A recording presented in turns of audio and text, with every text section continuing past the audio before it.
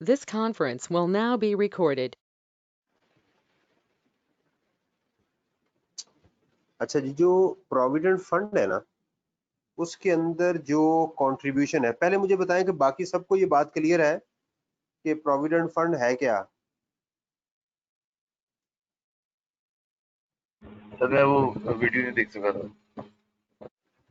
चलें, आप ऐसा कीजिएगा, दोबारा वीडियो देख लें, क्योंकि अभी मैं समझाऊंगा तो कुछ लोगों को समझ आएगी, किसी को नहीं समझ आएगी। तो प्लीज़ आपसे रिक्वेस्ट है, क्योंकि 2 छुट्टियां हैं, उसके अंदर आपने ध्यान से उसको उस लेक्चर को सुन लेना है, ताकि हमारा टाइम जो है वो सेव हो सके। फिर उसके ऊपर मैं आपको क्वेश्चन दूंगा प्रोविडेंट फंड का, आपने वो सॉल्व करना है, फिर मुझे समझ आएगी कि आपने उसको देखा या नहीं देखा। अच्छा जी, ओके आज सर। हमारा जो सैलरी का चैप्टर है, उसके अंदर कल ये चीज़ें डिस्कस की थी जी, जो आपको स्क्रीन नज़र आ रही है। दूसरा बेटा, वो नोटिस का जो है वो आपको पता होगा कि जो फ़ी है, या आपके पास इंफॉर्मेशन है, कल भी मैंने आपके साथ शेयर की थी। तो प्लीज़ जो आपके ड्यूज़ हैं, या जो भी आपकी कमिटमेंट्स हैं, please follow and make sure that you are fulfilling your requirements. तो इसको ज़रा वो देख लीजिएगा। चैप्टर 3 के अंदर हमने एक बात की कि पेंशन इज टोटली एग्जेम्प्ट। हाँ, पेंशन जो है वो टैक्सेबल हो सकती है, उसकी 2 कंडीशंस पड़ी थी, लेकिन उसमें ये था कि उस एम्प्लॉय की जो एज है वो 65 से ज़्यादा होनी चाहिए। अप्रूव्ड सर 60 पेंशन से। फंड ग्रेच्युटी, सॉरी 60 से, थैंक यू, वो ज़्यादा होनी चाहिए। अप्रूव्ड ग्रेच्युटी, ये सारी जो है वो टोटली एग्जेम्प्ट है, गवर्नमेंट की भी एग्जेम्प्ट हो गई। मास वाए अप्रूव्ड ग्रेच्युटी स्कीम के, वो है 3 लाख तक एग्जेम्प्ट। और जो अनअप्रूव्ड ग्रेच्युटी हो या क्यूमुटेशन ऑफ पेंशन हो, उन दोनों का एक ही रूल है कि वो 75,000 और 50% ऑफ द अमाउंट एग्जेम्प्ट होगी, राइट। और 3 कंडीशंस कम अज कम ऐसी हैं जिसके अंदर ये टोटली टैक्स हो जाएगी unapproved gratuity. Number 1, if it is not received in Pakistan, is it received by a non resident और received by a director who is not an employee of the company. ये चीजें इसके अंदर वो आ जाएगी। अच्छा जी, अब इसके अंदर हमारे पास जो एक चीज और है रिटायरमेंट प्लान के अंदर, वो है टर्मिनल बेनिफिट्स में गोल्डन हैंडशेक। ये है जी, गोल्डन हैंडशेक और रिडंडेंसी कॉस्ट, ये 2-3 दफा पेपर में टेस्ट हुआ है, 2-3 दफा ये एग्जाम में टेस्ट हुआ, और इंडिपेंडेंट क्वेश्चंस के अंदर भी ये आया हुआ है, राइट। ये क्या चीज होती है, सुने, देखें, एक चीज होती है कि एम्प्लॉय जो है वो नॉर्मल रूटीन में अपनी एज पूरी करके, टर्म्स और कंडीशन पूरी करने के बाद वो रिटायर्ड हो रहा है। एक सिचुएशन ये भी बाज़ बात आती है कि जिसको हम डाउन साइजिंग कहते हैं, कि company is looking for down sizing. Company चाह रही है कि एम्प्लॉयज़ को कम किया जाए, एम्प्लॉयज़ ज़्यादा हैं, लेकिन वो एम्प्लॉय क्या करते हैं कि अगर आप उनकी डाउन साइजिंग करने की कोशिश करेंगे तो वो आपके ऊपर केस कर देंगे, प्रॉब्लम्स होंगी, और दूसरे एम्प्लॉयज़ जो हैं वो भी वल्नरेबल हो जाएंगे उसके अंदर। उनको समझ आएगी कि यार ये जो ऑर्गेनाइजेशन है ये ठीक नहीं है, कि जब चाहे किसी एम्प्लॉय को निकाल देती हैं, तो लोग उसकी तरफ फिर मुंह नहीं करते। उससे बचने के लिए वो एक ऑर्गेनाइजेशंस क्या करती हैं, वो एक स्कीम है जिसको हम कहते हैं golden handshake. Golden hand shake यानी बिफोर रिटायरमेंट हैंडशेक, ठीक है ना। जैसे आजकल आता है जनाब, कोरोना की वबा जो है वो खतरनाक है और जानलेवा हो सकती है, हाथ मिलाने और गले मिलने से परहेज करें। तो इसमें क्या है, वो कहते हैं जी हाथ में मिलाएं और आपका हाथ हम गोल्ड का कर देंगे, ठीक। तो गोल्डन हैंडशेक यानी अगर किसी एम्प्लॉय को ये कहा जाए कि भाईजान, आपने हमारी बड़ी खिदमत की, आपकी सर्विसेज नहीं चाहिए, आज आप इस पॉइंट पे हैं, आप 10 साल बाद इस पॉइंट पे होंगे, और आफ्टर 10 ईयर्स आपको 6 मिलियन मिलने वाला है, अगर आप इजाज़त दें तो वो पैसे आज ही ना आपको दे दिए जाए, यानी आपको 6 मिलियन मिलना है पेंशन, क्यूमिटेशन ऑफ पेंशन या ग्रेचुटी की शक्ल में, तो अगर आज ही आपको दे दिया जाए तो कैसा है? तो ये खुश हो जाता है कि यार बड़ी बात है कि आज ही मुझे पैसे 10 साल बाद और आज मिल जाए, तो अगर मैं इसको इन्वेस्ट कर दूं बैंक में सूद लग लग के, तो ये तो 12 मिलियन हो जाएगा। वो कहता है जी दे दें, तो कहते हैं हाथ मिलाएं फिर हमसे। वो हाथ मिलाता है, उसका हाथ किसका हो जाता है? गोल्ड का। और जिसका हाथ गोल्ड का हो जाए वो काम करने के काबिल रहता है या नहीं? मेटल बन गया ना। तो कहते हैं लिहाजा आपका हाथ हो गया गोल्ड का, ये पैसे पकड़ें और अल्लाह अल्लाह खैर सल्लाह आप अपने घर पहुंचे, आपकी बड़ी मेहरबानी। तो वो इसका दूसरा नाम है रिडंडेंसी कॉस्ट। रिडंडेंसी कॉस्ट, किसी को हत्थल कर देना, नौकरी छीन के उसे कहना ये नौकरी छोड़ दें और आप प्लीज पैसे लेके, तो आपकी मेहरबानी आप घर चले जाएं, इसको ये दोनों। अच्छा देखें, पेंशन मिले एक नॉर्मल, वो पढ़ चुके हैं, gratuity, pension, commutation of pension, provident fund, मैंने कहा था मेरा वो लेक्चर सुन लें। इसमें और उनके अंदर क्या फर्क है? देखिए उसका तो पैटर्न पेट है, उसमें कोई ऑप्शन नहीं, लेकिन लॉ ने क्या किया कि यहाँ पर एम्प्लॉय को ऑप्शन दे दी। उसको कहा कि भाई आप एक काम करो, या तो इसको सैलरी में ऐड कर लो। अच्छा पहली चीज ये सुने कि गोल्डन हैंडशेक और रिडंडेंसी कॉस्ट जो है इट इज टोटली टैक्सेबल। पहले तो ये ज़हन में बिठाएं कि ये इसमें कोई एग्जाम्पशन नहीं है, इसमें कोई एग्जाम्पशन नहीं है। हाँ, एम्प्लॉय के पास दो ऑप्शन है, या तो वो जिस साल मिले वो सैलरी में ऐड करे और टोटली टैक्स करवा ले, या वो एक काम करे इसके ऊपर एक सेपरेट टैक्स पे कर दे। भाई सेपरेट टैक्स पे कर दे, ठीक है। वो सेपरेट रेट क्या होगा? सुनिएगा, वो रेट कैसे डिसाइड होगा जो उसने सेपरेट हमें पे करना है, उसको कैसे डिसाइड किया जाएगा? उसका लॉ ने एक फार्मूला बताया। उसने कहा फर्ज करें कि एक एम्प्लॉय जो है वो 2020 में रिटायर्ड हो रहा है, वो ठीक है 2020 में रिटायर्ड हो रहा है ना इस साल, तो वो क्या करे? अपने पिछले 3 सालों का टैक्स कैलकुलेट करे। वो कौन से साल हो गए उसके? 2019, 2018 और 2017।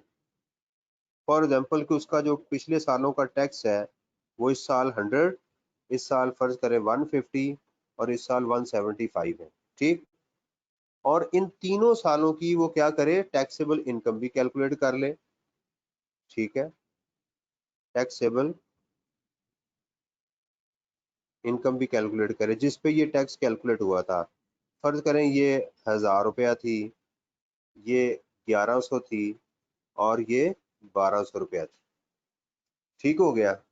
तो लॉ कहता है कि आप पिछले 3 सालों का ये डेटा जो है वो कलेक्ट करें, टैक्स को टोटल करें और टैक्सेबल इनकम पे डिवाइड कर दें। तो हमारे पास क्या आंसर आएगा जी अगर हम इसको करें? नंबर 1, ये किसी ने क्वेश्चन किया है कि कॉलेज के ओपन होने के क्या चांसेस हैं। बेटा जो हालात जा रहे हैं ना, उससे तो यही लग रहा है कि ये क्लासेस ऑनलाइन ही रहेंगी।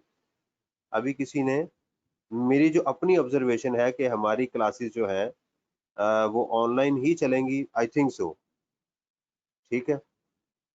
तो बाकी अल्लाह ताला जो बेहतर करें। लेकिन इसमें मेरे पास एक ऑप्शन है कि फॉर एग्जांपल आप में से कुछ बच्चे ऐसे हैं जिन्होंने क्लासेस को अटेंड कर लिया है ऑनलाइन, लेकिन वो लाहौर आ नहीं सकते। उसका भी मैंने ऑल्टरनेट सोचा हुआ है कि मैं शायद इसको कंटिन्यू रखूं, ऑनलाइन को कंटिन्यू रखूं, तो जो बच्चे मेरी क्लास को अटेंड कर रहे होंगे तो इंशाल्लाह उनका भी नुकसान नहीं होगा, ठीक है। लेकिन लेट्स सी, लेकिन अभी ये बात कंफर्म नहीं है। मेरे जहन में एक बात ऐसे ही आई कि कुछ बच्चे ऐसे भी मुझे लगा कि वो हैं जो दूर दराज इलाकों से हैं और वो लाहौर में आ ही नहीं सकते, उन्होंने क्लासेस अटेंड भी नहीं करनी, उन्होंने इसलिए क्लास को ज्वाइन किया कि चलो जितनी देर उनको वो होगा वो कर लेंगे, ठीक। जैसा कि राजनपुर वाले सर। अच्छा, जी जी जी जी, जैसे कि आप हैं, तो ऐसे और भी केसेस हैं जिन लोगों का आपने भी इसी नीयत से क्लासेस ज्वाइन की बेटा?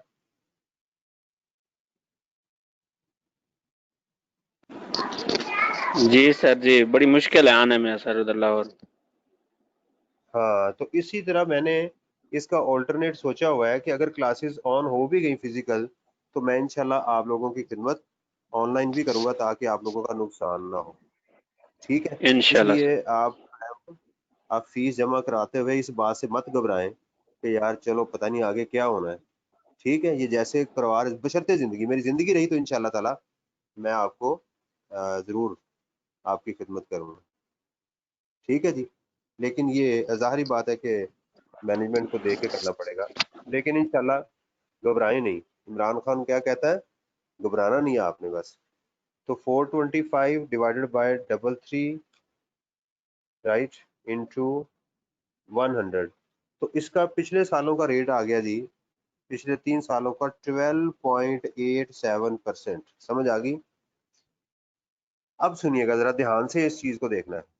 इस एम्प्लॉय को 2 ऑप्शन दी गई कि भाई तुम अच्छा 2020 की इनकम क्या है, अब इसको भी हम करते हैं। इस साल उसकी इनकम है लेट्स सपोज 2000, ठीक है, जो उसको मिला है गोल्डन हैंडशेक। ठीक है, अब उसके लिए मेरी आवाज में डिस्टॉर्शन हो रही है कि ठीक आ रही है? नो, सही आ रही है सर आवाज। हाँ, मुझे एक मैसेज आया कि डिस्टॉर्शन हो रही। बेटा अगर किसी की आवाज, किसी को डिस्टॉर्शन हो रही है ना, वो एक लम्हे के लिए डिस्कनेक्ट करके कनेक्ट हो या अपने उसको इंटरनेट को जरा वो कर ले। और आपकी आवाज में डिस्टॉर्शन काफी हो रही है। जी जी, अरहम क्या कह रहे हो?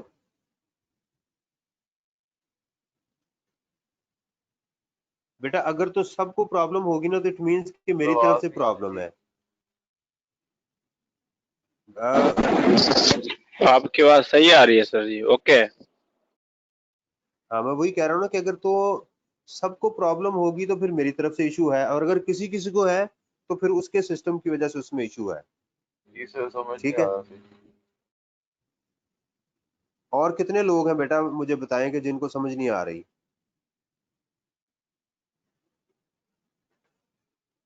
स्क्रीन शेयर है आप लोगों के साथ? Yes sir. Yes sir. Yes sir, clear है। हो सकता है वो नेट का इशू हो रहा होगा उसको भी। यस सर, हाँ, क्लियर है। आप एक काम करें, मैं पॉज लेता हूँ, आप उतनी देर में अपने नेट को डिस्कनेक्ट करके दोबारा कनेक्ट हो और मीटिंग को दोबारा ज्वाइन कर लें ताकि आपकी ये प्रॉब्लम जो है वो रिजॉल्व हो जाए। जी, एक इसमें मेरे पास जो है वो कौन आ रहे हैं?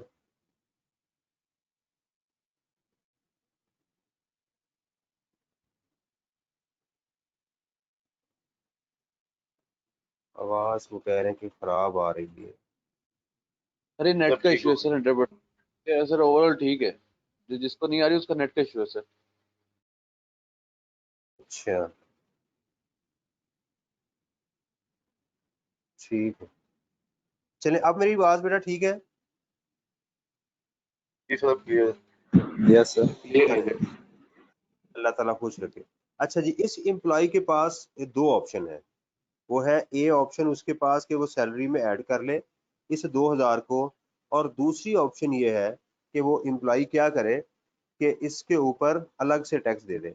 अब हम कहते हैं कि इसका ये गोल्डन हैंडशेक था 2000 रुपया, राइट, और इस साल उसकी जो सैलरी थी वो थी 1000 रुपया, ये उसकी नॉर्मल सैलरी थी। ठीक है, अच्छा हम अज्यूम करते हैं कि अगर वो, मैं ऐसे ही एक झटके तरीके से समझाने की कोशिश कर रहा हूँ कि अगर वो सिर्फ सैलरी पे टैक्स देता है वो होता है उसका 10%, और अगर वो टोटल इसको इसमें ऐड कर ले तो 3000 रुपये का जो टैक्स बन रहा है उसका वो बनता है 15%। मैं ऐसे ही ज्यूम कर रहा हूँ कि वो बनता है। अब सुनिएगा, वो पहली ऑप्शन में अपना टैक्स कैलकुलेट करता है, वो कहता है जी मुझे इस साल की जो सैलरी मिली वो है 1000 जो नॉर्मल है, और गोल्डन हैंडशेक वो कहता है जी मेरा वो 2000 मुझे वो मिल गया, तो टोटल कितना हो गया उसके पास 3000, और 3000 का जो टैक्स आ रहा है वो आ रहा है जी 15% एट द रेट ऑफ 15%। तो क्या आ जाएगा जी 450,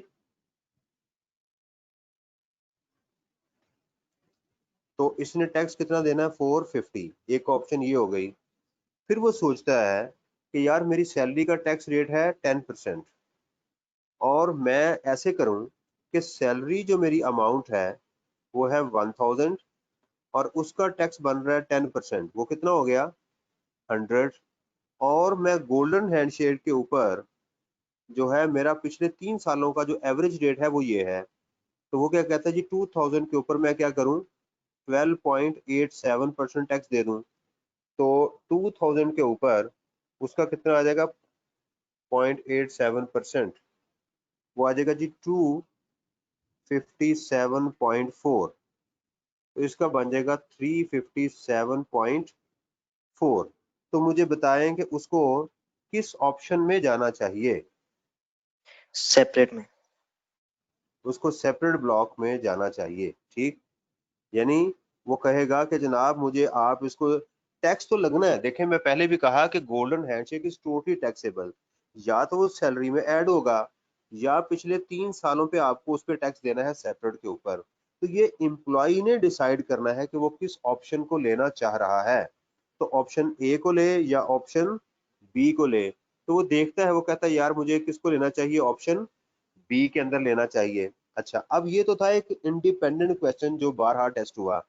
अब सवाल ये है कि जब मेरे पास एक फुल फ्लेज क्वेश्चन होगा, एक काफी सारी आइटम्स हैं और उसमें गोल्डन हैंडशेक भी आ रहा है,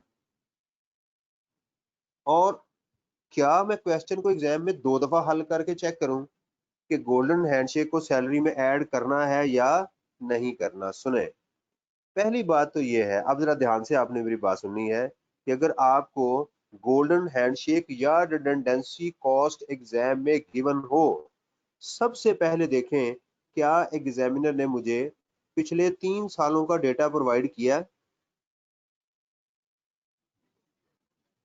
यस और नो। देखें अगर तो उसने आपको पिछले 3 सालों की ना तो एवरेज बताई है, हो सकता है कि एग्जामिनर आपको ये डायरेक्ट एवरेज बताए, हो सकता है पिछले 3 सालों का डेटा बताए। सवाल ये है कि उसने ये इंफॉर्मेशन आपको प्रोवाइड ही नहीं की। उसने ये इंफॉर्मेशन प्रोवाइड बेटा नहीं की, तो फिर आपके पास कोई और ऑप्शन नहीं है, आपके पास एक ही ऑप्शन है कि आप इसको सैलरी में टोटली ऐड करके टैक्स कर दें। लेकिन अगला सवाल, अगर उसने गोल्डन हैंडशेक दिया प्लस पिछले 3 सालों का उसने डेटा भी आपको प्रोवाइड कर दिया, या परसेंटेज की शक्ल में या ये ऐसे जैसे कि मैंने आपको ये इंफॉर्मेशन प्रोवाइड की इस शक्ल में, फिर आपने क्या करना है। सुने, आपने ये करना है कि आपने देखना है कि यार इससे गोल्डन हैंडशेक से जो ऊपर वाली अमाउंट है, ये जो टोटल आ रहा है, इसकी और इसकी जो परसेंटेज है उसमें क्या डिफरेंस है। फॉर एग्जांपल कि टोटल जो सैलरी है उसकी फर्ज करें परसेंटेज 10% है और पिछले 3 सालों का आपका एवरेज रेट आ रहा है 8%, ठीक। अब मुझे बताएं कि जब इस गोल्डन हैंडशेक को इसमें ऐड करेंगे तो कम से कम 10% टैक्स तो लगेगा ही, और इसके चांसेस ये भी हैं कि ये गोल्डन हैंडशेक करने के बाद आपका ये टैक्स मजीद रेट बढ़ जाए। और अगर आपसे कोई बंदा पूछे कि जनाब आपको 10 रुपए देने हैं या 8 रुपए टैक्स देना चाहिए, तो आप क्या कहेंगे कि जनाब ऑब्वियसली मुझे 8 देने हैं, फिर ये वाली ऑप्शन लेंगे। लेकिन अगर ये पोजीशन हो कि उसका पिछले सालों का 18% था एवरेज रेट और इस साल का 10 था और ऐड करने के बाद ये मैक्सिमम 12 पे जा रहा है, तो आप कहेंगे नहीं मुझे इसको सैलरी में ही ऐड करना चाहिए। तो अगर एग्जामिनर ने ये कहा नहीं है तो फिर आप अपना डिसीजन यहाँ पर कर सकते हैं, ठीक। अब अगली बात कि सर ये जो आपने कहानी सुनाई है मुझे एकदम से ये सारी बातें समझ नहीं आई, मैं तो पहली दफा पढ़ रहा हूँ, मुझे इसकी प्रैक्टिस करवाएं। इसकी प्रैक्टिस एक बात के 10वें चैप्टर में आएगी, दूसरा एक आध क्वेश्चन हम यहाँ से भी करेंगे और फुल फ्लेज क्वेश्चन में जाके हमें मजीद इसकी जो है वो प्रैक्टिस हो जाएगी। और इसके साथ मैं कोशिश करूंगा कि असाइनमेंट के तौर के ऊपर भी मैं आपको क्वेश्चन गोल्डन हैंडशेक का दूं। और दूसरी बात यह है कि असाइनमेंट के साथ साथ हमारे जो क्विजेज होंगे उसके अंदर भी ये पॉइंट्स आएंगे, तो आपको ये चीज क्लियर होती जाएगी। बहरहाल एनी हो, आपको ये बात समझ आनी चाहिए, redundancy cost and golden handshake is totally taxable. पहली बात तो एम्प्लॉय के पास क्या ऑप्शन है, सैलरी में ऐड कर ले या पिछले 3 सालों के टैक्स के ऊपर टैक्स दे दे। इतनी बात अगर आपको समझ आ गई है ना, बस इससे अगली बात डिसीजन मेकिंग की समझ आई या नहीं आई मुझे वो चाहिए भी नहीं। समझ आ गई तो अच्छी बात, नहीं समझ आई तो वो मैं समझा दूंगा इंशाल्लाह। इतनी बात आपको समझ आ गई। गोल्डन हैंडशेक क्या है? टोटली टैक्सेबल, या सैलरी में ऐड कर दो या उसके ऊपर सेपरेट टैक्स दे दो। इट्स ओके जी? क्यों मेरे लाल, समझ आ गई आपको? Yes sir. सर जी सर हो गया। चलो जी। अच्छा जी, अब जरा एक क्वेश्चन है पास पेपर का, वो हम पूरा करते हैं। ये है जी हमारे पास ये वाला क्वेश्चन, तो इसको हम कैसे इसको कॉपी करूं? कंट्रोल सी।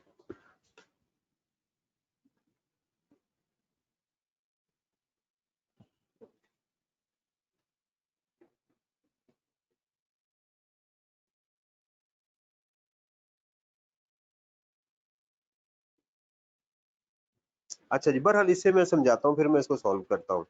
कहता है जी रिक्वायरमेंट क्या है? As a tax consultant advise Mr. Munir about the amount of income tax payable by him for tax year X5 under the Income Tax Ordinance 2001। कहता जी एडवाइस करें कि मिस्टर मुनीर को क्या करना चाहिए। नहीं जी, अब क्वेश्चन को पढ़ते हैं। Munir resigned from his employment with A Limited with effect from 31st December X4। ठीक, अगर एग्जाम में आपको टैक्स ईयर ना बताया जाए तो मुझे ये बताएं, उसको नॉर्मल लेंगे या स्पेशल लेंगे? नॉर्मल। शाबाश, normal sir. Normal tax year normal लेंगे। टैक्स। बिल्कुल ठीक। तो नॉर्मल ये कब खत्म होगा? इस 30 जून तक होगा ना, तो 30 जून X5 को कंप्लीट होगा। ये स्टार्ट कहाँ से हुआ? 1 जुलाई X4 से। उसने रिजाइन कब किया? 12वें महीने। तो कितने माह उसने काम किया? 6 माह। He received the following amounts in full settlement: 150,000 as leave encashment, कहीं लिखा हुआ पर मंथ, इसका मतलब ये एनुअल अमाउंट है। 4 million under a golden handshake scheme, ये भी उसको मिला। ठीक है, लीव इनकैशमेंट क्या होती है? कि आपने छुट्टियां नहीं की, उसके बदले गवर्नमेंट ने आपको उस इदारे ने आपको पेमेंट की। Munir had received a salary of 350 per month for a period of 6 month up to December. वो ना भी बताता तो हम ऑलरेडी कैलकुलेट कर चुके थे। His taxable income and tax liability during the preceding 5 tax years। हमें कितने चाहिए बेटा? हमें कितने चाहिए? 3। 3 3 उसने कितने दे दिए? 5। अब वो कौन कौन से लेने हैं हमने? देखिएगा, 2004, 3 और 2 ये हमारे लिए इररेलेवेंट है। ये डेटा ऐसे ही फजूल में गिवन है हमें। तो क्या करना आपने? टैक्स को डिवाइड करना है, टैक्सेबल, इन तीनों को ऐड करेंगे, इनको भी ऐड करेंगे, तो इस अमाउंट के टोटल को इस पे ऐड डिवाइड करेंगे, तो हमारे पास एक आंसर आ जाएगा। चलें, क्वेश्चन सॉल्व करने से पहले हम इसकी कैलकुलेशन कर लेते हैं। ठीक है, वो देखते हैं हम।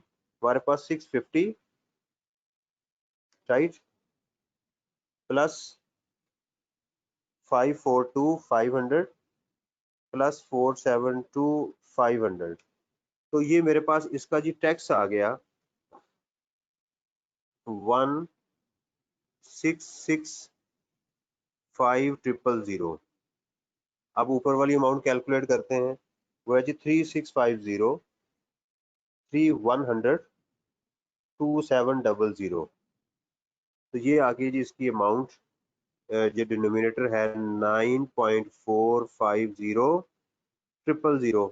चलें अब इसको डिवाइड करते हैं, तो इंटू 100 करें, तो हमारे पास इसका एवरेज टैक्स क्या आएगा? 166।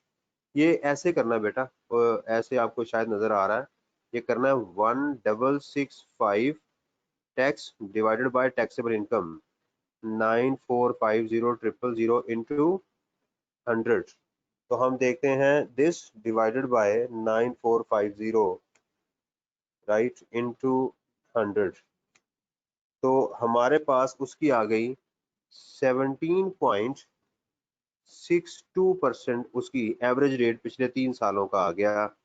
अब इस एम्प्लॉय के पास ऑप्शन है कि वो चाहे तो इस अमाउंट के ऊपर 17.62% टैक्स दे दे या सैलरी में ऐड कर दे। वो कहता है एडवाइज करें। वो क्या कहता है? इसको एडवाइज करें। 3 अमाउंट्स अपने जेहन में रखिएगा। कौन सी? एक इसकी सैलरी, गोल्डन हैंडशेक, और ये 150, और हम इसकी कैलकुलेशन अभी करते हैं, फिर आपको समझ आएगी।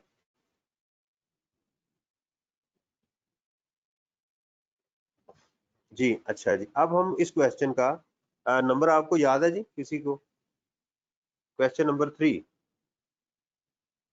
क्वेश्चन नंबर 3, इसकी कैलकुलेशन हम करते हैं जी, देखते हैं फिर उसको क्या होना चाहिए। तो हम क्वेश्चन को जब स्टार्ट करेंगे तो लिखेंगे एडवाइस टू मिस्टर मुनीर। तो हम लिखेंगे mister Munir has 2 options to tax golden and shake, and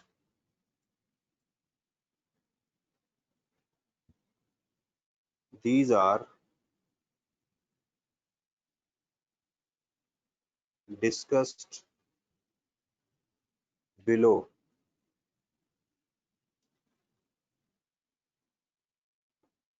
तो आप इसमें कहते हैं जी ऑप्शन ए। मैं कलर बार बार कह रहा हूं कि मैं कलर यूज करता हूं सिर्फ आपको डिस्टिंग्विश करने के लिए एग्जाम में। what I think so, you are not allowed to use different colors in the exam. That is why make sure that you are following the instructions of the examiner. Option 1, salary. Salary कितनी है जी उसकी? Number 1, उसकी basic salary totally taxable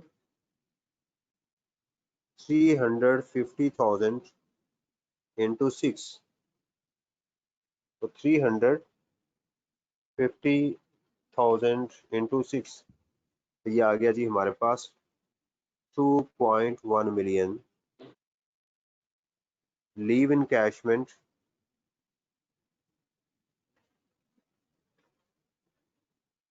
it is 150,000।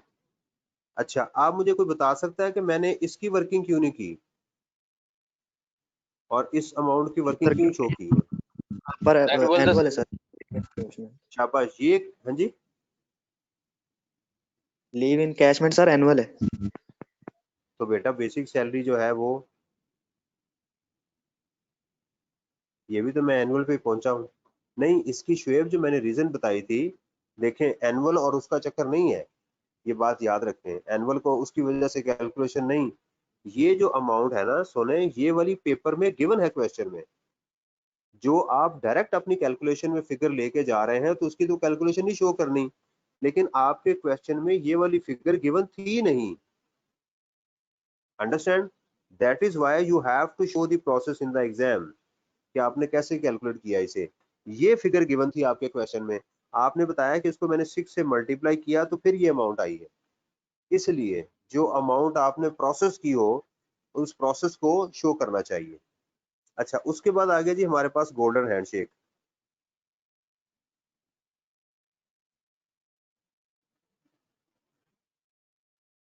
और option 1 में क्या है कि हम उसको टोटली टैक्स करेंगे। आप जरा रेट निकाल लें प्लीज ताकि आपको आइडिया हो। प्लस 150 प्लस 1 2 3 1 2 3, ये हो गया जी हमारे पास 6250,000 जी। जी मेरा बेटा, इसमें देखिएगा इसकी टैक्सेशन करें, क्योंकि है ही सैलरी तो ये सैलरीड केस ही रहेगा। क्या टैक्स रेट्स हैं इसके? लास्ट स्लैब में फॉल कर रहा है, मेरे पास बुक नहीं है, जरा प्लीज देखें। सर सैलरीड केस में सेकंड स्लैब में फॉल करे, सॉरी सर सेकंड में नहीं। बेटा ये 62 लाख है। यस सर 7th 11 slab हाँ 11 उसमें क्या लिखा हुआ है, उस स्लैब के टैक्स पढ़िए जरा। सर स्लैब 6 में आएगा, oh सॉरी 7 में आएगा 670,000 plus 22.5%, 670,000 plus 22.5% of the amount exceeding 5 million, exceeding 5 million. जी तो ये हो जाएगा जी 1250 000 इंटू 0.225 प्लस 670 000, तो ये इसका टैक्स आ जाएगा 951250। ऑप्शन 1 उसके पास ये हो गई। अब चलते हैं ऑप्शन 2 के ऊपर, ऑप्शन 2 के ऊपर उसको कैलकुलेट करते हैं जी। ऑप्शन बी, उसमें उसकी सैलरी कितनी है, basic salary it is 2.1 million. अच्छा अब यहाँ चाहे तो आप ये अमाउंट डायरेक्ट लिख सकते हैं क्योंकि ऑलरेडी ऊपर आपने इसको कैलकुलेट किया हुआ है टाइम सेव करने के लिए। लीव एनकैशमेंट 150 और ये आ गई 2250 और इसमें आ गई golden handshake which is 4 million. Total आ गई जी आपकी 6250 देखें बेटा दोनों में ऑप्शन में टैक्सेबल इनकम सेम है, ये बात याद रखें, टैक्सेबल इनकम में फर्क नहीं आएगा। लेकिन अब क्या होगा कि हम इसके ऊपर अलग टैक्स कैलकुलेट करेंगे और इसके ऊपर अलग टैक्स कैलकुलेट करेंगे। अब आगे हमारे पास हम सबसे पहले करेंगे टैक्सेशन, ठीक है। अब टैक्सेशन में सबसे पहले आप टैक्स कैलकुलेट करें इस अमाउंट के ऊपर, तो आप करेंगे टैक्स ऑन ₹2250,000। अब देखें सैलरीड में ये कहाँ फॉल कर रहा है, 22,50,000। स्लैब 4 सर क्या लिखा हुआ है वहां पे, 90,000 plus 15% of amount exceeding 1.8 million. of the amount exceeding 1.8 million. 1.8 million. तो आपके पास क्या आंसर आ गया, 2250 माइनस 180 इंटू 0.15,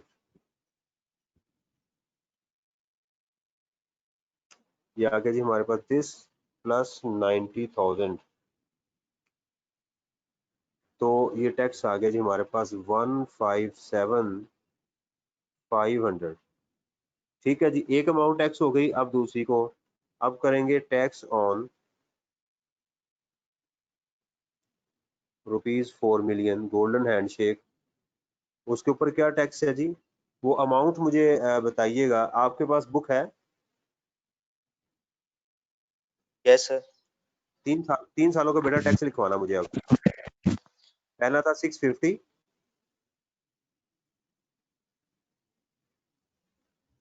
दूसरे साल का टैक्स कितना था, 542500। नहीं 542,500 शाबाश। और थर्ड ईयर का 472500। 500, ठीक हो गया। मैंने यहाँ के लगा दिया, ये आपको इजाजत है वर्किंग में लगा सकते हैं के 1000 क्योंकि जगह कम है। अच्छा जी अब इसकी जरा वो कीजिएगा, अमाउंट बताइएगा। पहले साल की कितनी टैक्सेबल अमाउंट है, 3.1 मिलियन। नहीं sir 3650। 365 million plus sir 3100। 3.1 million. शाबाश, देन 2.7. 2.7. 7 मिलियन, ये मेरा एवरेज रेट आ गया, और इसके साथ आप 4 मिलियन को मल्टीप्लाई कर दें, ठीक है। तो इसको मल्टीप्लाई करेंगे तो वो कैलकुलेट तो वैसे हम कर चुके हुए हैं, 0.1762 इंटू 4 मिलियन, तो ये आ जाएगा जी हमारे पास टैक्स 704,800, इसको ऐड करें प्लस 157,500, ये आ जाएगा जी 862,300। अब बताएं जी, इसके पास जो पहली ऑप्शन थी, ए ऑप्शन में ये टैक्स है और बी ऑप्शन में ये टैक्स है, ठीक है। अब देखिएगा, ये आंसर नहीं है, ये आपने अपनी जस्टिफिकेशन प्रोवाइड की एग्जाम में। इसके बाद आप यहाँ पर एक नोट लिखेंगे, एडवाइस, ठीक है। आप एग्जाम में भी लिखेंगे एडवाइस या conclusion from the above discussion, या वर्किंग्स लिख लें। It is cleared that mister Munir should go तो ये अब with कैलकुलेशन नहीं होगा। जी, डिस्कशन लिख लें, कैलकुलेशन कर लें, एनालिसिस कर लें, कोई लफ्ज आप यहाँ सूटेबल यूज कर सकते हैं। डिस्कशन भी तो की है ना, कैलकुलेशन यूज कर लें, from the above, from the working कर लें, एनालिसिस लिख लें। Go with the second option, that is he should choose golden handshake to be taxed at separate block। बस ये इंशाल्लाह ताला इतना आप लिख देंगे, आई होप सो कि आपको 6/6 ये मिल जाएंगे नंबर। आपको 6/6 जैसे होते नहीं हमारी आई साइट, तो समझ लें कि ये आपको इसमें से ये मार्क्स मिल जाएंगे। जी मेरा बेटा, समझ आई?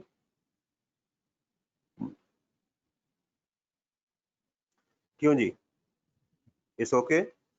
अच्छा, यहाँ एक नई चीज आ गई, सेपरेट ब्लॉक ऑफ इनकम। अब ये लफ्ज आगे बहुत दफा रिपीट होना है, इसको जरा सुन लें कि what is meant by separate block of income. Separate block एक ऐसी इनकम को कहते हैं जो आपकी नॉर्मल इनकम में क्लब तो होती है, लेकिन उसका टैक्स रेट अपना ही होता है। सुने मसलन, आप देखिएगा जरा, फॉर एग्जांपल, जैसे अभी तक हम जितने क्वेश्चन करते आए, हमने कहा कि आपकी टैक्सेबल इनकम से मुराद क्या है, total income minus deductible allowances, जैसे salary, income from property, business, capital gains और इनकम फ्रॉम। इन तमाम को ऐड करने के बाद एक ही परसेंटेज से मल्टीप्लाई होना चाहिए। ये है नॉर्मल ब्लॉक। क्या है? Normal block. लेकिन मेरे लाल एक बात याद रखें, एक बात याद रखनी है, कुछ इनकम ऐसी हैं, देखें यहाँ पर जब आप परसेंटेज अप्लाई करते हैं तो क्या करेंगे, आप बताएंगे कि या तो ये सैलरीड है, या नॉन सैलरीड है, या ये एओपी है, या ये कंपनी है, और वो रेट होने के बाद सारी इनकम पे वो रेट लगेंगे। लेकिन लेकिन लेकिन लॉ ने कुछ इनकम ऐसी हैं जिसके अलग से रेट दे दिए हैं। उससे क्या मुराद हुई, सुनिएगा। फॉर एग्जांपल, मेरी सैलरी है जी यहाँ पर इसी क्वेश्चन में 100 रुपया, इनकम फ्रॉम प्रॉपर्टी है मेरी 200, बिजनेस इनकम है मेरी 500, और 100 मेरा इधर है और 100 मेरा इधर है। टैक्सेबल इनकम कितनी हो गई? ये 5, 6, 7, 8, 9 और 10। तो मैं कहूंगा जी मेरी टैक्सेबल इनकम जो है वो 1000 है। अगर इसमें कोई आइटम सेपरेट ब्लॉक की नहीं तो डायरेक्ट उसको एक ही परसेंटेज से मल्टीप्लाई कर दिया जाएगा। लेकिन अगर इसमें से फॉर एग्जांपल हम कहें कि ये वाली जो अमाउंट है, ये वाली अमाउंट ये सेपरेट ब्लॉक में है, इसके लॉ ने अलग से रेट बता दिए हैं, इसका ब्लॉक ही अलग है, तो ये पूरा ब्लॉक है ना, ये जो आपको नजर आ रहा है ये एक ब्लॉक है, पूरा ब्लॉक है ना, तो इस ब्लॉक से ये सेपरेट ब्लॉक में चली गई, तो क्या होगा कि फिर हम ये कहेंगे, फिर हम इस 1000 को किसी एक परसेंटेज से मल्टीप्लाई नहीं करेंगे, पहले हम टोटल टैक्सेबल इनकम कैलकुलेट करेंगे जैसे नॉर्मल है, उसमें से फिर हम करेंगे लेस सेपरेट ब्लॉक,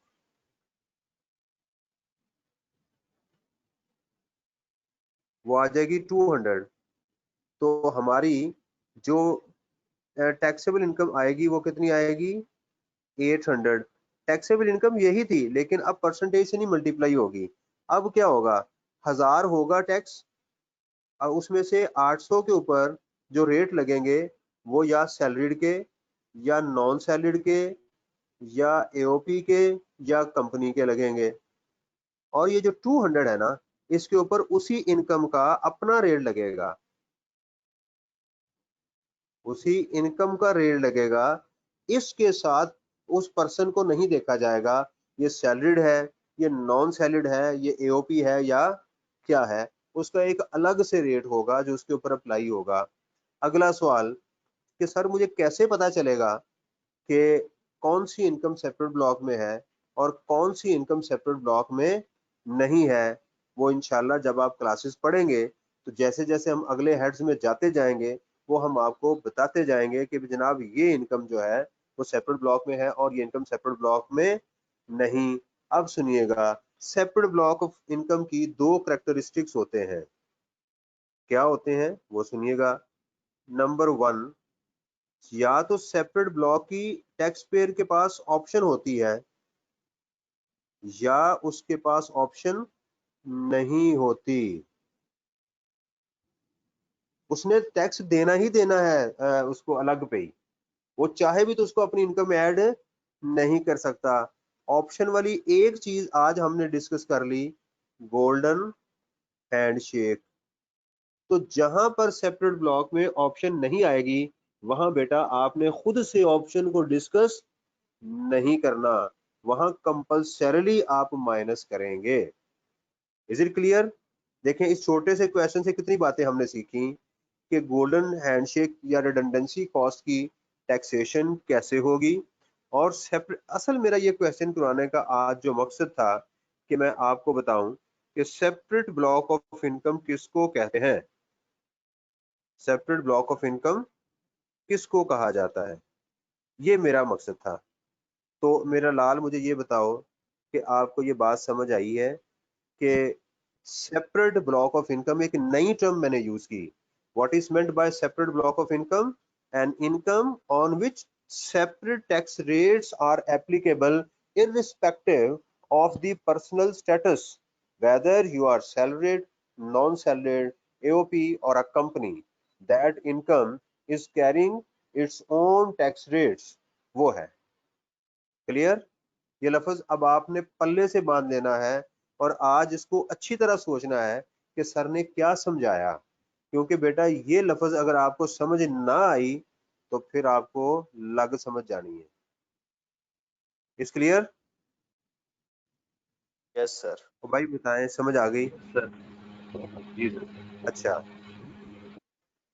अब इस चैप्टर में और क्या चीज रह गई हमारे पास? सैलरी हो गई, प्रोविडेंट ये फंड हो गया जी। सर ये कैलकुलेशन में एक बार शो कर रहा है, इसकी फोटो ले लीजिए। कैलकुलेशन जो थी गोल्डन हैंडशेक की, जी सर। ये आ गई। ये सोल्यूशन तो वैसे आपकी किताब में गिवन है लेकिन आप इसको एनी हो यहाँ सब कर लें। ये आपके पास ऑप्शन यहाँ तक 1 थी, इसका पहले प्रिंट स्क्रीन ले लें। क्वेश्चन नंबर 3 है जी, हो गया जी अरहम? अब इस पे आ जाएं, ये इसकी ऑप्शन 2 थी, जी सर। इसका प्रिंट स्क्रीन ले लें आप। हो गया? अब इसके ऊपर आ जाएं कि गोल्डन ये सेपरेट ब्लॉक क्या है और इसकी क्या ऑप्शन है। मुझे याद कराइएगा, मैं इसका आपको पीडीएफ में प्रिंट भी भेज दूंगा। ये जो नोट लिखवाया सर ये दफा बता दें। कौन सा सेपरेट ब्लॉक का? ये वाला जो मैंने बोला, अंग्रेजी बोली है जो।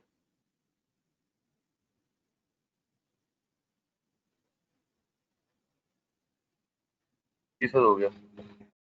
चले ठीक है जी। अच्छा जी, अब जो चीजें रह गई हैं हमारे चैप्टर की, अब उनको तकरीबन हमारा चैप्टर बेटा प्रोविडेंट फंड के साथ कंप्लीट हो गया। चैप्टर नंबर 3 अल्हम्दुलिल्लाह, ये आप समझ लें कि रीढ़ की हड्डी है आपके सिलेबस के लिए। राइट, ये क्या है? रीढ़ की हड्डी है। जैसे इंसान में रीढ़ की हड्डी उसको उसका स्ट्रक्चर बनाती है ना, तो ये समझें कि आपके एग्जाम के लिए ये रीढ़ की हड्डी है उसका स्ट्रक्चर बनाने के लिए। अच्छा जी, अब इसमें हमारे पास जो चीज़ें बच गई उसमें क्या क्या चीज़ थी? गोल्डन हैंडशेक हो गया, एम्प्लॉयमेंट रिलेशनशिप हो गया, और परपोजिट्स हो गए, गाड़ी हो गई, घर हो गया, एम्प्लॉय को जो दिए जाते हैं, pension, commutation of pension, gratuity, superannuation fund अभी मैं रहने देता हूँ।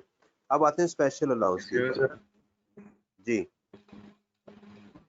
सर वो क्लास का जो टाइम नया डिसाइड हुआ था वो कब से एप्लीकेबल होगा? कौन सा? सर वो जो कल बात हुई थी कि दोपहर वो 2 सिर्फ बजे से टेस्ट के 3 लिए तक। था, वो कल था, सिर्फ टेस्ट के लिए था। कल जो हमारा टेस्ट होगा वो हमने जो टेस्ट करना है चैप्टर नंबर 1 का, ठीक, वो होगा 2 बजे से 3 बजे तक। मैं आपको क्वेश्चन भेजूंगा, ऐसे ही सेशन स्टार्ट करूंगा, आप उस क्वेश्चन को देखेंगे, उसका सॉल्यूशन करेंगे और जो है वो व्हाट्सएप कर देंगे। सर ये क्लास का भी कुछ कैसे टाइम अगर थोड़ा सा क्लास का अरहम, मुझे आपके अलावा किसी और बच्चे ने अभी कहा नहीं है। मैं पता क्या, मैं उसमें मैं अपनी बात बताऊं ना आपको, ऐसे ही मैं कोई अगर मैं कोई मुनाफत ना करूं तो एक दफा सोने के बाद ना दोबारा उठना मेरे लिए बड़ा मसला होता है। मसलन मैं अभी अगर फर्ज करें सो जाऊं 5 बजे, 3 घंटे की नींद के बाद दोबारा जो है ना वो जिस्म बड़ा बोझल होता है। मेरा ये इशू है। सर दोपहर के आपकी टाइम कितने अगर बजे टाइमिंग्स क्या होती हैं आपकी? क्या क्या टाइमिंग्स होती हैं सर मेरी आप लोगों की 11 बजे टाइमिंग्स? क्लास है। आखिरी क्लास कब होती है आपकी? सर 11 से 12। 11 सर से 12। भाई आप सबकी क्लास कितने बजे होती है? ये ठीक है सर, ये वाली क्लास का टाइम ठीक है सर। बाकी सर फिर बाकी अच्छा आप एक वाली काम बात करते देखिए। हैं ना, अभी अभी अभी अभी वेट कर लें। ये बहस मैं व्हाट्सएप खोलता हूँ अभी, वहाँ नोटिफिकेशन खोलता हूँ, वहाँ हम डिसाइड कर लेंगे। ये इसको आज क्लास को कंक्लूड कर लें, 15 मिनट है, उसके बाद हम वहाँ पर जाके ये बात डिसाइड कर लेते हैं, तो फिर देख लेते हैं। ठीक है, बजाय इसके कि यहाँ पर हम मैस क्रिएट करते हैं, रिकॉर्डिंग भी चल रही है, तो उसमें हम डिसाइड कर लेते हैं अभी। ठीक है जी, लें जी, अब आ जाए जी, हमारे पास आ गया स्पेशल अलाउंस। अच्छा, ये स्पेशल अलाउंस क्या होते हैं? इसका एक ही मेरिट है, अगर बिजनेस के लिए है तो मेरा इसका एग्जेम्प्ट है, और अगर मेरे बिजनेस के लिए नहीं तो टोटली टैक्सेबल है। सिंपल, कहानी खत्म। कोई भी स्पेशल अलाउंस अगर बिजनेस की परफॉर्मेंस के लिए है तो वो मेरा बेनिफिट ही नहीं है, और अगर वो मेरे लिए है तो वो टोटली एग्जेम्प्ट होगा। इसके अंदर क्या चीजें आ गई हमारे पास? एक है travelling allowance and daily allowances for office, exempt, कोई टैक्स ट्रीटमेंट नहीं। मुझे कैब्स वाले कहें कि सर आप जो है, हमारा कैंपस है इस्लामाबाद में, तो वहाँ जाके लेक्चर डिलीवर करें और हम आपको 20,000 जो है वो आने जाने का पेट्रोल का एक्सपेंसेस दे देते हैं। This is not my income. लेकिन वहां जाके जो मैं लेक्चर दूंगा वो मेरा टोटली टैक्सेबल अमाउंट होगी। Relocation allowance, an allowance to facilitate change of resident to fulfill the job requirement, this is totally taxable। ये ऑफिस के लिए नहीं है, ठीक है। ये क्यों नहीं ऑफिस के लिए? मुझे कहा गया जी फलां जगह जॉब करें और हम आपको ये अलाउंस दे देते हैं, वहां चले जाएं आप कहते जनाब मैंने ये सारा बोरिया बिस्तर उठा के वहां पर लेकर जाना है तो मुझे इसकी पेमेंट की जाए अलग से। तो लॉ कहता है ये तुम्हारी पर्सनल बेनिफिट है, that is why it is totally taxable, ये तुम्हारा पर्सनल बेनिफिट है। इसी तरह स्पेशल अलाउंस में बाज़ बात एम्प्लॉय को कोई एक्स्ट्रा काम करने की पेमेंट मिलती है। मैं आपको इसकी एक एग्जांपल दूं, रावी रेयन के अंदर एक बनती है जिसको हम एल्डिहाइड्स कहते हैं, वो नार्कोटिक्स में भी वो मादा यूज होता है जो मैटर है। वहां पर हर बंदा काम नहीं करता, वो बड़े फ्यूम्स होते हैं और उससे आपके जो लंग्स होते हैं ना वो खराब हो जाते हैं। तो वो क्या करते हैं कि एम्प्लॉयज को उन जगहों पर काम करने के लिए एक्स्ट्रा पेमेंट करते हैं, उसकी वेपर अलाउंस उसको बोलते हैं। इसी तरह आपने देखा होगा कि बाज लोग जो है वो बिल बोर्ड के वो ऊपर चढ़ के जनाब वो काम कर रहे हैं, अगर बेचारा ऊपर से गिर गया तो उसने बचना नहीं है, तो कोई काम नहीं करता, तो इसलिए उसका भी वो अलग से अलाउंस लेते हैं। इस तरह जो लोग माइंस में काम करते हैं, अक्सर आपने सुना ना चाइना में वो माइंस गिर गई हैं, कान गिर गई, इतने मजदूर मारे गए, तो वो बड़ी डेंजरस होती है, पता नहीं चलता किस टाइम पे भी जो है ना वो गिर जाती हैं। तो ऐसी डेंजरस कंडीशन में काम करने के भी आपको स्पेशल अलाउंसेस मिलते हैं, that are also totally taxable. इसी तरह आपको लंच मिलता है, खाना मिलता है, कॉफी मिलती है, वो भी टोटली एग्जेम्प्ट होती है, उस पर भी कोई टैक्स नहीं है, वो एसआरओ भी आया हुआ है। स्पेशल अलाउंस क्लियर हो गई जी आपको? ठीक है। ये री लोकेशन अलाउंस पेपर में आ चुका होगा 2-3 दफा। टीएडीए जो है वो भी आपको, लेकिन अगर टीएडीए मुझे मिले कि जनाब जाके आप सैर कर आए तो फिर ये मेरा टोटली टैक्स होगा क्योंकि मेरे पर्सनल बेनिफिट के लिए। ठीक है जी। वर्कर वेलफेयर फंड जो है ये क्या होता है ये सुनिएगा। पाकिस्तान के अंदर एक इदारे, दो इदारे हैं, एक है वर्कर वेलफेयर फंड और एक है वर्कर प्रॉफिट पार्टिसिपेशन फंड। ये मजदूरों के लिए है। आप जब किसी कंपनी में जॉब करते हैं लेबर के तौर के ऊपर, तो उस कंपनी को अपने लेबर्स के अगेंस्ट हर साल अपनी टैक्सेबल इनकम का 2% गवर्नमेंट को देना पड़ता है। ठीक, एक इदारा है WPPF का और एक इदारा है WWF का। जब मजदूर रिटायर्ड हो जाते हैं ना तो उनके पास कोई इलाज करवाना, कोई इनको प्रॉब्लम है, फिर वो इन इदारों के पास रजिस्टर्ड होते हैं और ये इदारा फिर उनको बेनिफिट प्रोवाइड करता है, राइट। तो वहां से जो कुछ भी मिलता है वो एग्जेम्प्ट होता है। ठीक, ये आज तक कभी पेपर में नहीं आया लेकिन आपकी किताब में मौजूद है। अच्छा, अब सुनिएगा, सुपर एनुएशन फंड ये बिल्कुल वैसे ही है जैसे आपकी ग्रेचुटी और वो था accumulation of pension,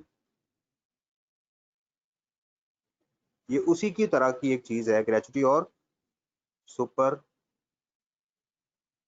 एनुएशन, sorry accumulation of pension जो थी उस तरह की अमाउंट है। ये अलग अलग क्यों होते हैं?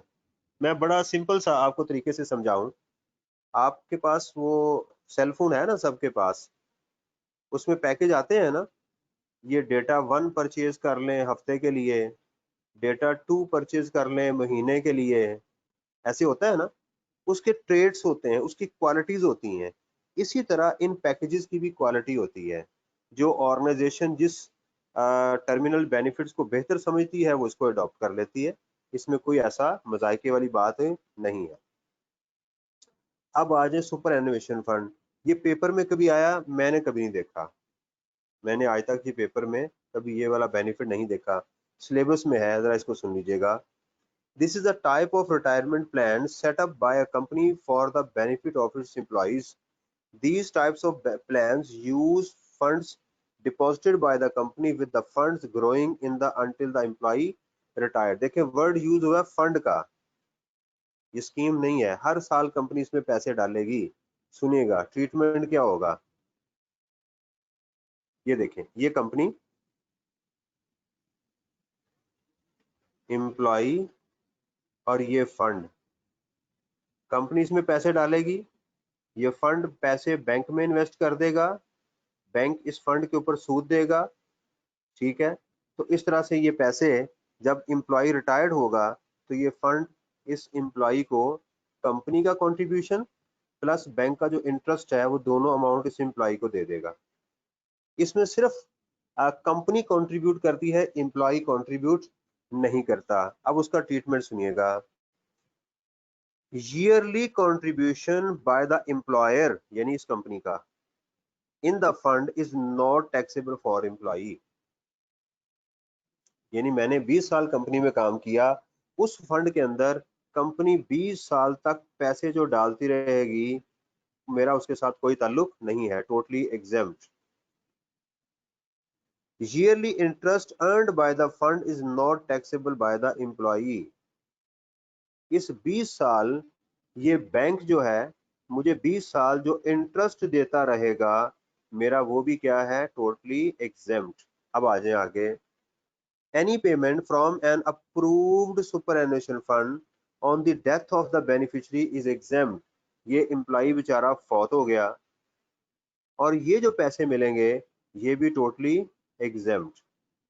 सुन लें, कंपनी एम्प्लॉय की जॉब के दौरान जितने पैसे सुपर एनुएशन फंड में डालती रहेगी, सुपर एनुएशन फंड के अंदर टोटली एग्जेम्प्ट।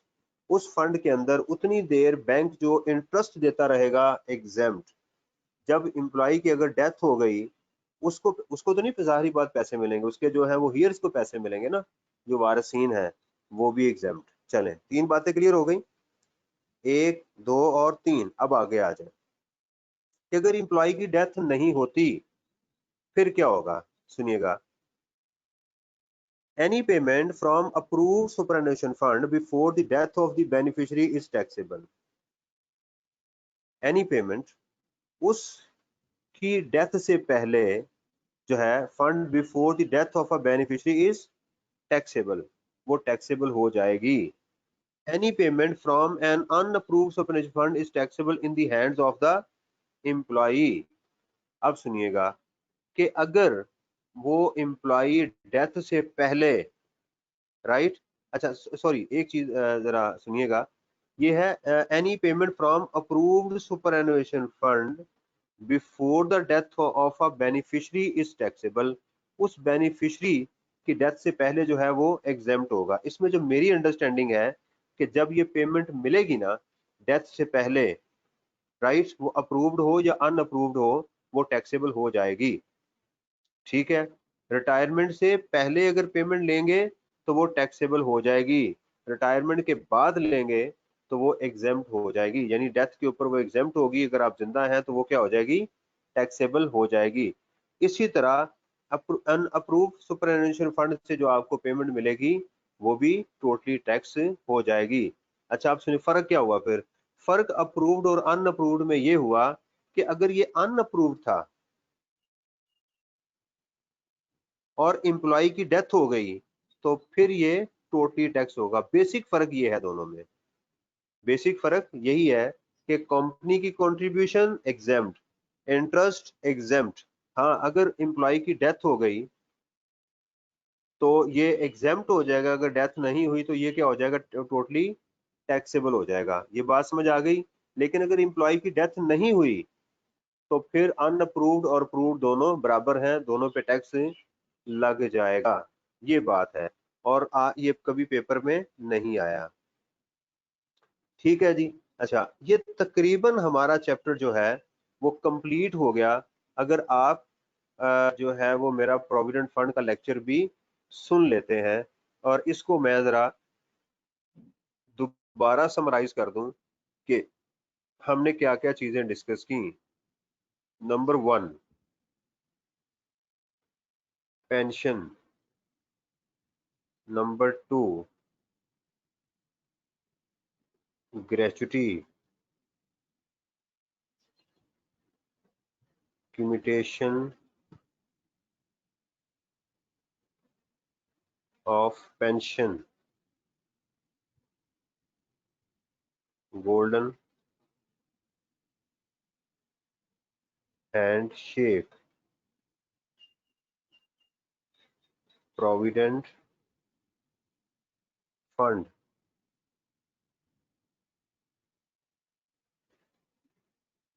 सुपर एनुएशन, ये हैं जी 6 हमने जो बेनिफिट डिस्कस किए, इनके रूल्स में आपको पढ़ा चुका हूँ।